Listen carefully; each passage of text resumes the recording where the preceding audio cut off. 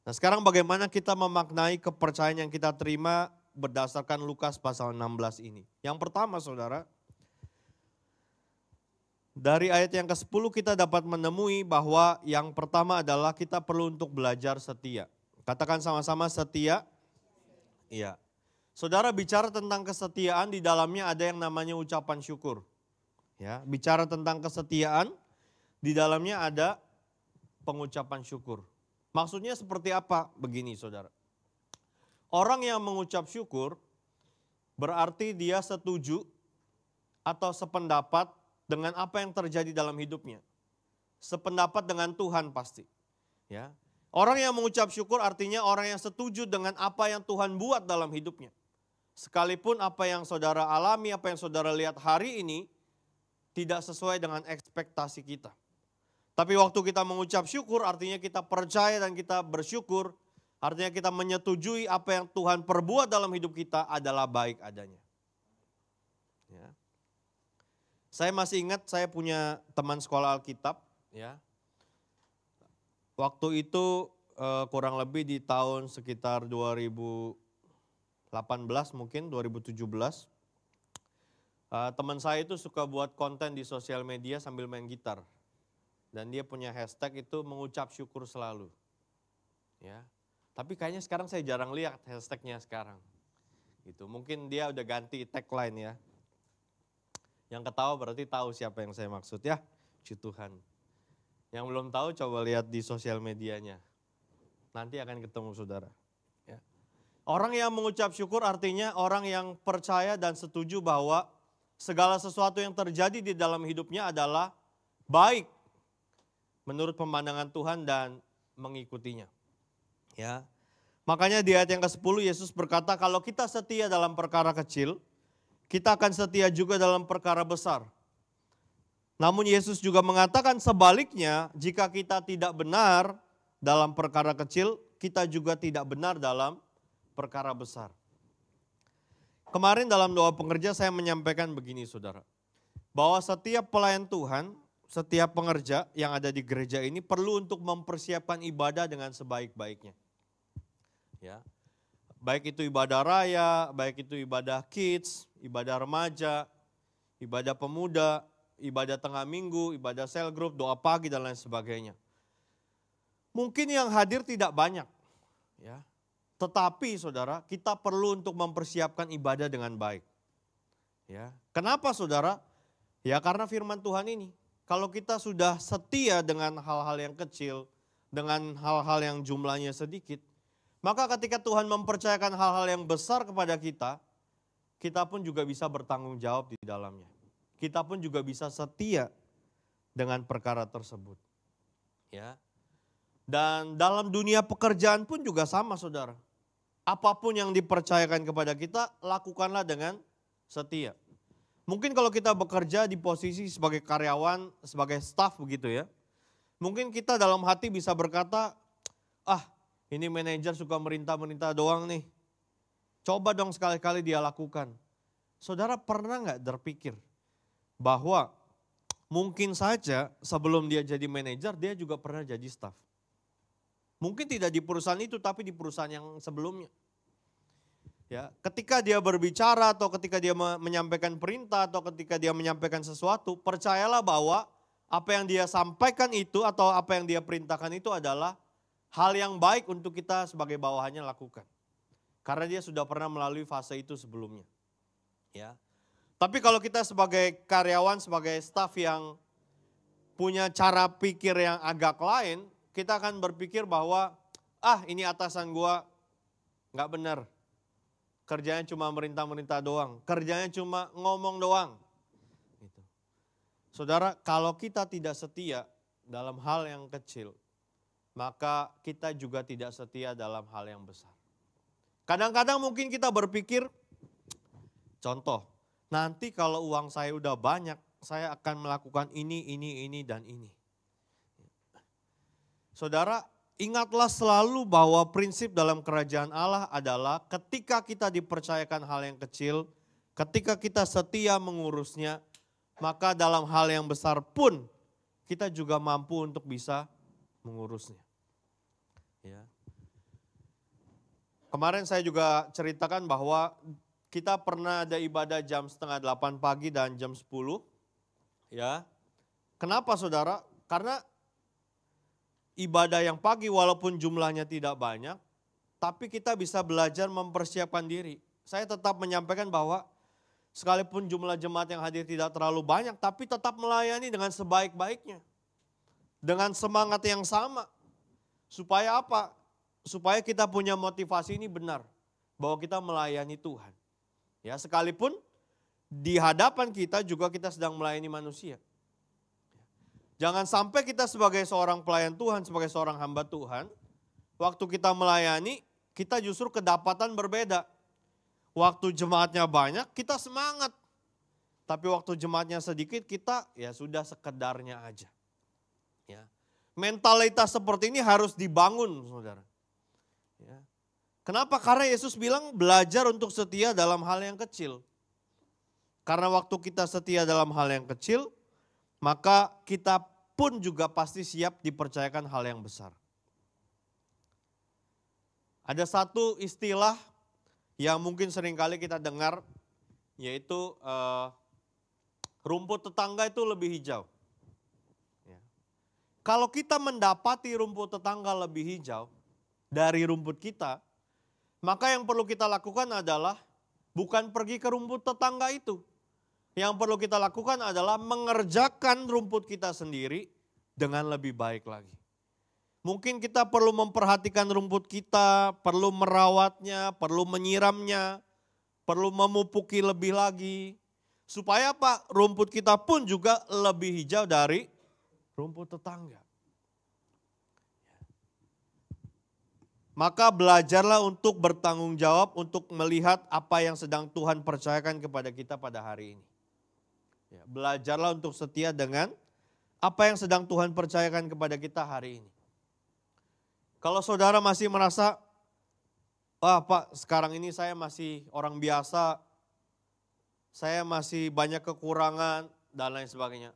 Saudara perlu ingat bahwa keberadaan saudara adalah kesempatan yang baik untuk kita mengucap syukur. Apapun itu. Ya. Jangan juga merasa minder, jangan juga merasa rendah diri, dan juga jangan selalu sering melihat ke atas. Ya. Kenapa saudara? Karena kadang-kadang waktu kita melihat ke atas kita lupa bahwa masih ada orang-orang yang di bawah kita memimpikan keadaan kita di hari ini. Makanya kita perlu belajar untuk mengucap syukur. Ya. Kita perlu belajar untuk melihat bahwa segala sesuatu yang Tuhan buat dalam hidup kita hari ini adalah hal yang Tuhan lihat kita sanggup untuk menanggungnya. Karena kalau kita lihat, kayaknya enak ya hidupnya si A. Waktu kita ditempatkan tiba-tiba di posisi A yang kita pikir enak, mungkin kita belum juga sanggup untuk menerimanya saudara. Mungkin juga kapasitas kita belum bisa sampai ke sana. Ya.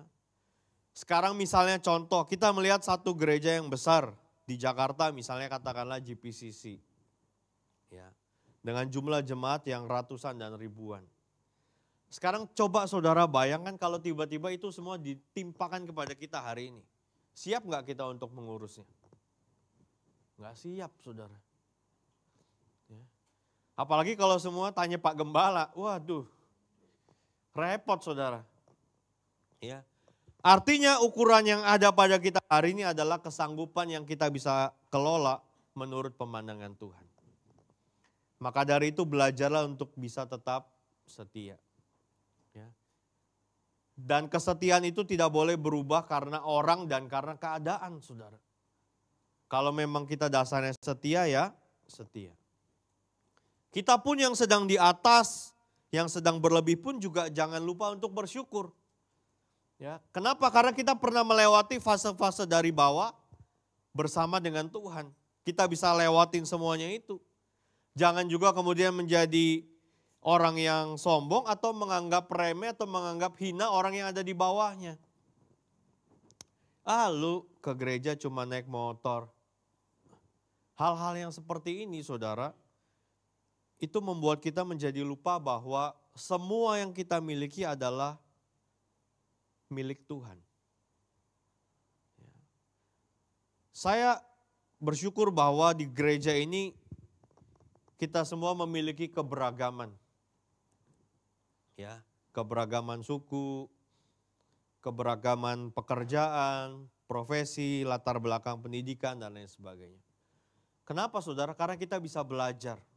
Ingatlah selalu prinsip yang Tuhan Yesus ajarkan kepada Paulus, yaitu banyak anggota tetapi satu tubuh. Kita tidak sempurna dalam kesemuanya, tapi kita bisa saling melengkapi satu dengan yang lain. Dengan apa yang ada pada kita. Maka saudara yang bisa melayani sebagai pemusik, ya layanilah main musik dengan baik. Saudara yang bisa melayani sebagai penari, ya menarilah dengan baik. Saudara yang bisa melayani dengan multimedia, pergunakan pelayanan saudara dengan baik. Jangan yang pelayanan multimedia, saya mau jadi penari dong. Yang pelayanan penari, saya mau jadi pengkhotbah dong. Belajarlah setia dengan apa yang sedang dipercayakan pada kita pada hari ini. Kenapa saudara? Karena pada waktunya nanti, Tuhan akan membuat kita menerima yang lebih besar lagi. Ketika kita setia. Ya. Begitu juga dengan pasangan kita, setialah dengan pasangan kita. Karena kalau mau lihat yang lebih cantik atau yang lebih ganteng, selalu ada. Mau lihat yang lebih pintar, selalu ada. Tetapi ingat, pasangan kita adalah orang yang menurut pemandangan Tuhan kita sanggup untuk hidup bersamanya. Setialah dengan pekerjaan kita, walaupun mungkin rasanya cuma gaji numpang lewat. Masih ingat tanggal berapa hari ini saudara? Gajian masih lama ya. Yang kemarin cuma numpang lewat. Bersyukur saudara masih punya pekerjaan. Ya. Banyak orang yang gak punya kerja kepingin punya pekerjaan.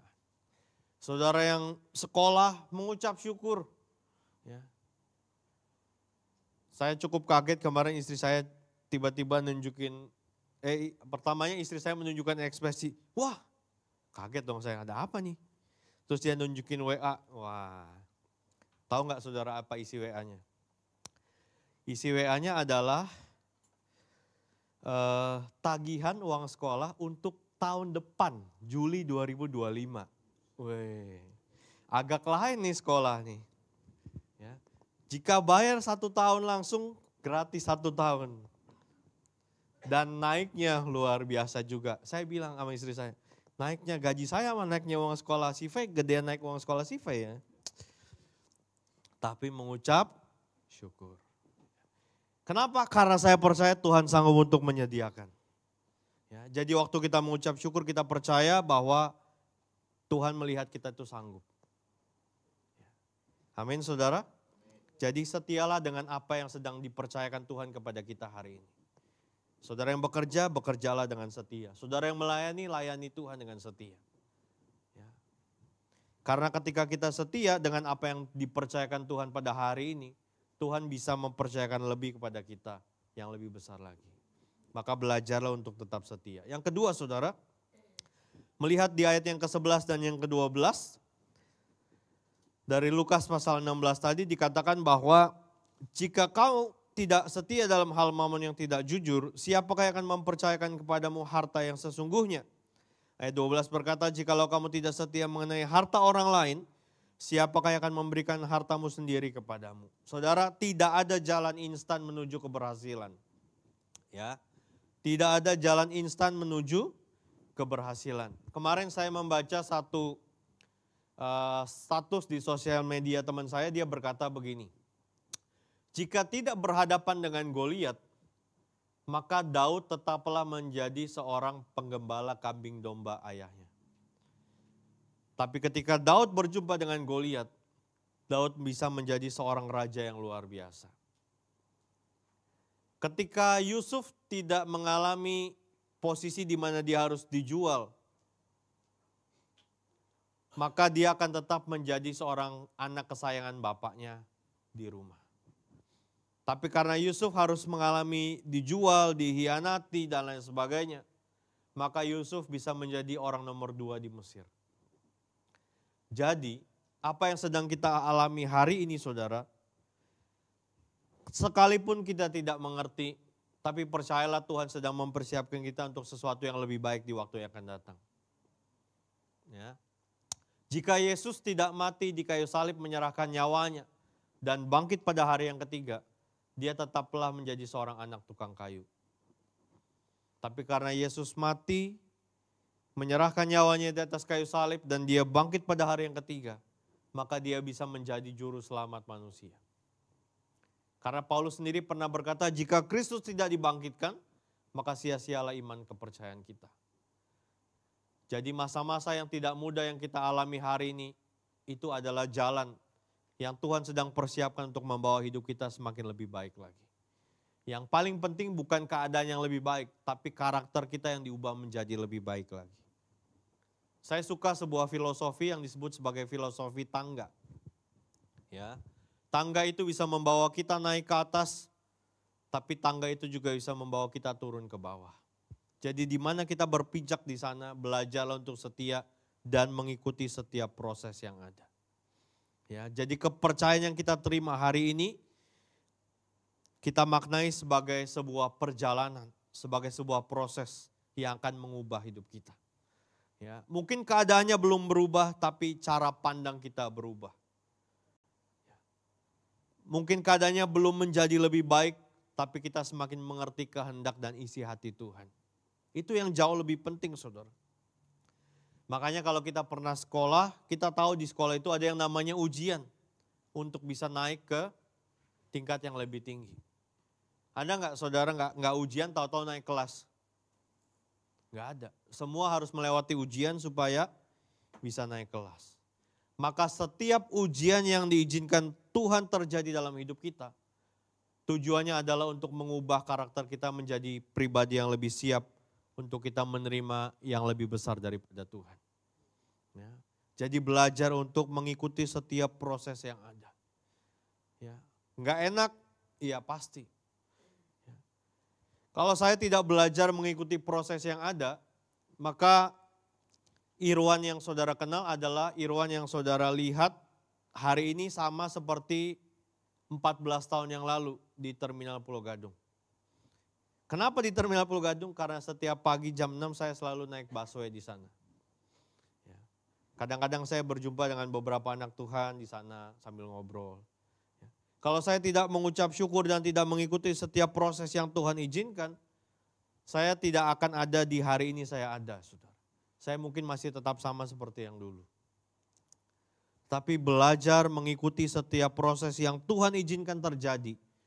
Karena Tuhan bukan hanya akan mengubah keadaan kita, tapi Tuhan akan mengubah karakter dan cara pandang kita melihat kehendak dan rencana Tuhan.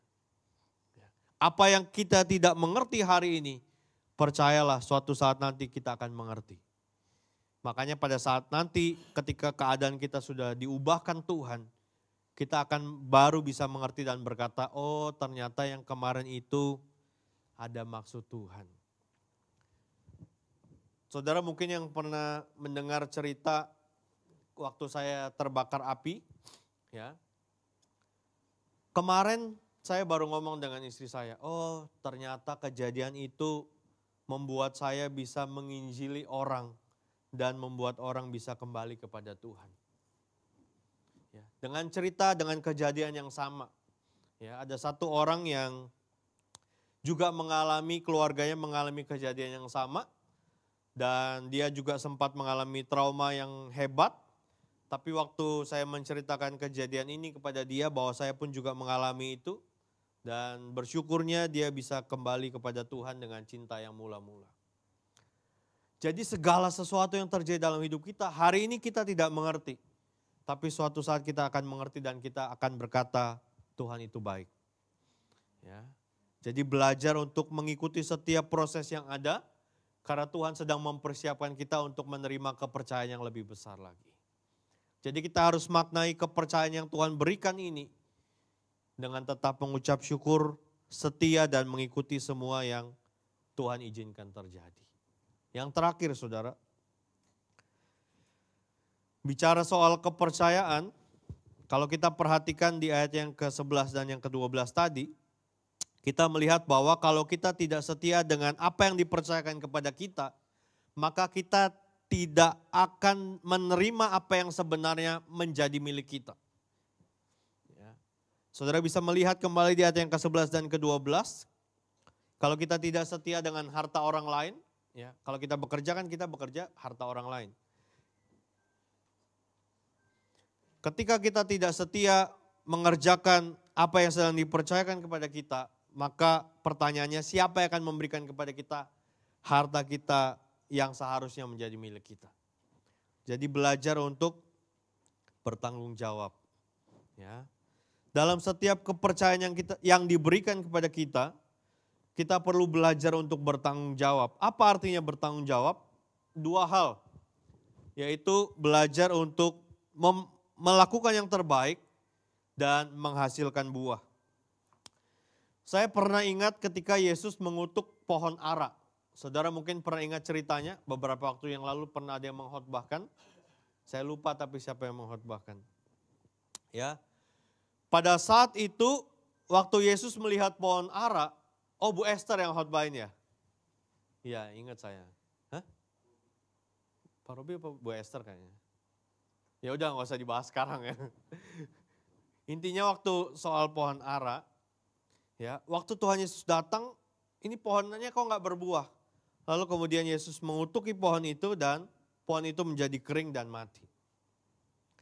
Saudara bicara soal bertanggung jawab dengan apa yang dipercayakan kepada kita, artinya kita perlu belajar untuk melakukan yang terbaik dan dari apa yang terbaik itu kita perlu untuk menghasilkan buah. Misalnya kita bicara dalam hal keluarga, ya. Dalam hal keluarga kita perlu bertanggung jawab sesuai dengan peran yang kita terima hari ini.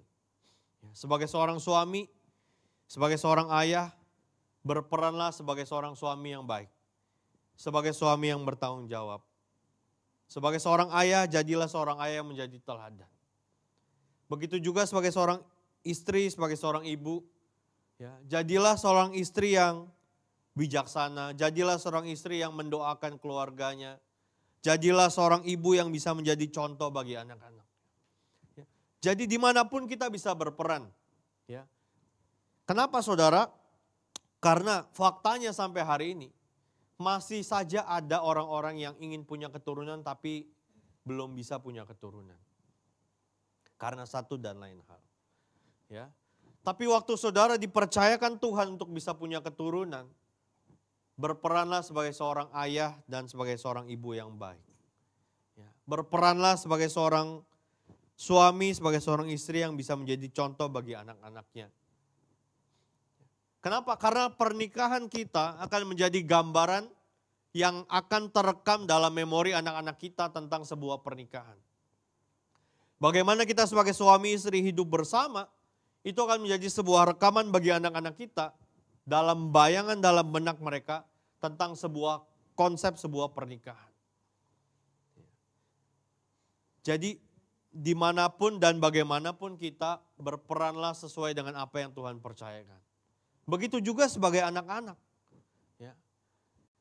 Jangan berpikir anak-anak itu hanya peramai dalam keluarga, bukan saudara. Anak-anak itu adalah tanggung jawab besar yang Tuhan percayakan kepada kita. Makanya saya tidak sependapat kalau misalnya ada anak-anak kecil ya, terutama kalau yang yang rewel, yang nangis atau yang tantrum itu dikasih gadget. Saya tidak setuju saudara. Kenapa? Karena itu seperti gini. Itu seperti pemadam kebakaran yang sedang memadamkan api yang terbakar di satu tempat. Bukan memadamkan secara keseluruhan. Ya. Sebenarnya yang perlu kita ubah adalah habitnya, kebiasaannya, polanya. Karena untuk sekedar membuat anak menjadi diam, untuk membuat api yang terbakar menjadi reda, itu mudah. Tetapi bagaimana merubah sebuah kebiasaan menjadi sebuah karakter, itu yang jauh lebih penting. Kenapa saudara? Karena kalau saudara membaca berita, ternyata cukup miris juga. Banyak anak-anak usia remaja ya di bawah 20 tahun di Indonesia saudara, bukan di luar. Ya. Itu banyak yang harus cuci darah karena gagal ginjal. Ya. Kalau saudara perhatikan, di bawah usia 12 tahun, anak-anak penderita diabetes itu cukup banyak. Itu fakta yang ada di Belanda, bukan di Indonesia, saudara. Kalau saudara pikir Belanda, jauh lah itu mah Belanda. Enggak, di Indonesia. Makanya per bulan ini, saudara, per bulan Agustus, pemerintah melarang untuk menayangkan iklan susu formula. Kenapa? Karena susu formula itu sebaiknya tidak lagi digunakan. Pemerintah akan membatasi iklan-iklan untuk makanan-makanan manis. 2025 ke depan, pemerintah akan mulai mencantumkan komposisi gula yang ada di dalam kemasan makanan ataupun minuman. Kenapa? Karena kalau kita tidak memperhatikan dengan serius, angka-angka ini akan semakin besar. Ya. Angka-angka penderita diabetes di usia dini itu semakin banyak. Dan gak usah heran, saudara. Kenapa? Ya karena kebiasaan. Contoh, kalau anak rewel dikasih apa? Kasih coklat, kasih permen. Benar gak, saudara? Untuk membuat anak menjadi diam itu mudah. Dikasih coklat, kasih permen, selesai. Tapi untuk merubah kebiasaan anak ini menjadi hidup yang sehat, itu butuh proses yang tidak sebentar. Dan saya bersyukur bahwa pemerintah kita juga mulai memperhatikan hal yang seperti ini. Karena ini sangat berbahaya, saudara. Ya. Begitu juga dalam hal pekerjaan, saudara. Kita perlu untuk belajar bertanggung jawab. Sebagai seorang karyawan, jadilah karyawan terbaik kalau perlu. Ya. Kalau saudara sebagai pengusaha, jadilah pengusaha terbaik.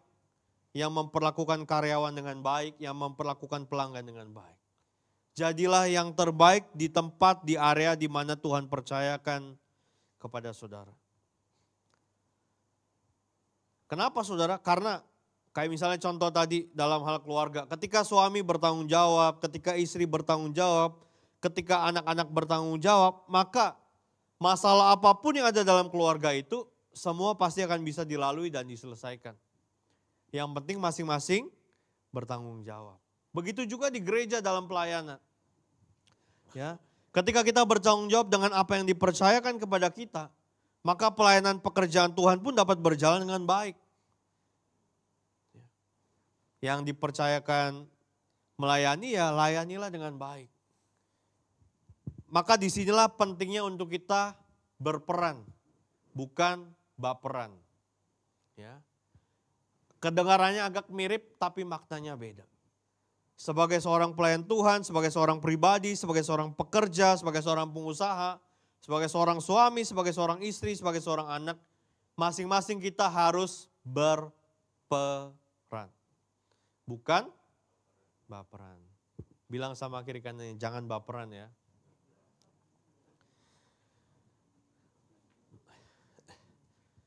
Makanya gak heran kalau di gereja itu banyak yang suka ribut. Kenapa?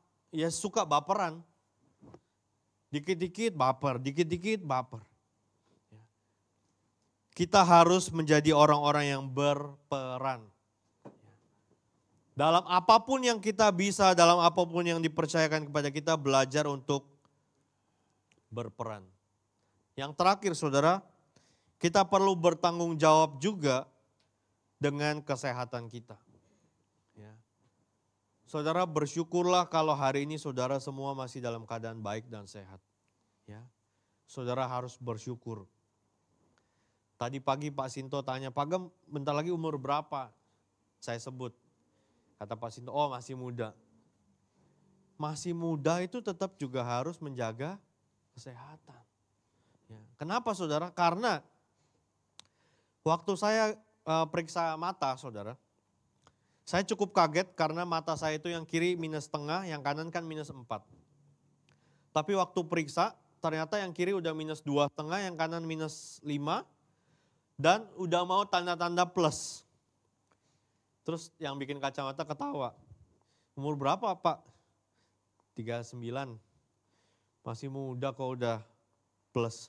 Emang kenapa kalau plus? Plus itu penyakit orang tua. Jadi saya bilang sama istri saya, nanti kalau Tuhan berkati saya, izinkan saya lasik mata. Biar gak pakai kacamata. Kenapa saudara? Karena ya itu, malah justru menurut dia kalau makin sering pakai kacamata, begitu dilepas, buram saya ngeliat saudara. Makanya harus jaga kesehatan. Dan yang luar biasa nih, si tukang kacamatanya bilang gini, Bapak makan sayur enggak? Enggak, makanya Pak makan sayur. Gitu ya. Jadi waktu saya sampaikan ini saudara, saya sudah mengalami dulu.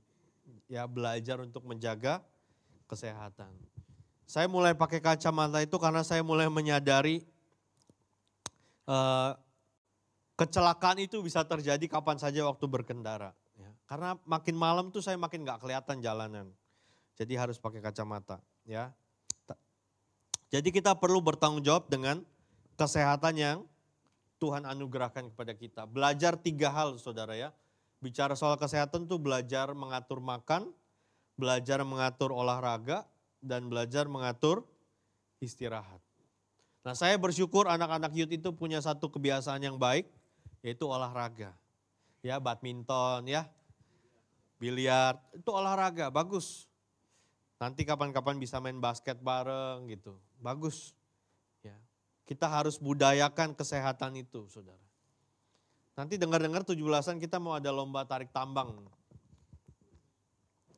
Tambangnya siapa yang mau ditarik? Jadi belajar untuk menjaga kesehatan dengan baik. Kenapa saudara? Karena kesehatan yang baik itu juga menunjang kehidupan yang baik. Ya, tanpa kesehatan sulit untuk kita bisa menikmati hidup. Ya, benar saudara. Beberapa minggu lalu saya melayani seseorang di rumah sakit. Ya, seorang ibu yang, bukan Bu Esther Pak ya, bukan. Pak Farel langsung begini ngeliat saya. Saya melayani seorang ibu yang masih usia 40-an ya. Tapi terbaring karena sakit. Dia ngomong satu hal sama saya, satu kalimat. Pak, saya kepingin melayani Tuhan. Kadang-kadang nih saudara, sebagai manusia biasa nih, ya, sebagai hamba Tuhan tapi juga manusia biasa. Rasanya pengen ngomong dalam hati gini, kemarin-kemarin lu kemana aja gitu. Rasanya gitu ya, tapi saya tahan. Oh gitu ya, mau melayani apa ibu? Ya apa aja deh Pak, jadi pendoa juga gak apa-apa. Oh ya sudah, yang penting sekarang ibu sehat dulu ya, nanti pelayanan bisa diatur gitu. Masih 40-an saudara, masih muda. Tapi waktu dia terbaring karena sakit baru dia ngomong, saya kepingin melayani Tuhan. Jadi saudara yang hari ini duduk dalam keadaan sehat, mari pakai waktu yang ada untuk melayani Tuhan. Jangan saudara bilang, aduh Pak saya gak bisa apa-apa. Gak mungkin saudara, masa saudara gak bisa nata kursi? Ya, bisa kan? Pak Robi Wijaya bisa kan? Bisa ya. Ya kan kalau kursinya miring kan tinggal dirapiin kan bisa dong, masa nggak bisa. Ya, misalnya motor miring-miring ya tinggal dirapiin sedikit-sedikit kan bisa. Nyapu ngepel bisa kan? Bisa. Tapi geng, masa di gereja nyapu ngepel? Jangan keburu terlambat baru kita pikir baru mau melayani Tuhan. Ya. Jadi apa yang sedang Tuhan percayakan pada kita pada hari ini saudara, apakah kita sudah menjadi orang yang setia? Apakah kita sudah mengikuti semua proses yang ada dengan baik? Apakah kita sudah bertanggung jawab dengan apa yang Tuhan percayakan kepada kita? Ingat saudara, jadilah yang terbaik dari setiap apa yang Tuhan percayakan kepada kita. Jangan jadi yang biasa-biasa saja. Ya. Kalau saudara melayani, jadilah pelayan Tuhan yang terbaik. Kalau saudara sebagai ibu rumah tangga, jadilah ibu rumah tangga yang baik. Kalau saudara sebagai karyawan, jadilah karyawan yang terbaik. Dimanapun saudara ada, jadilah yang terbaik. Tuhan memberkati kita semua.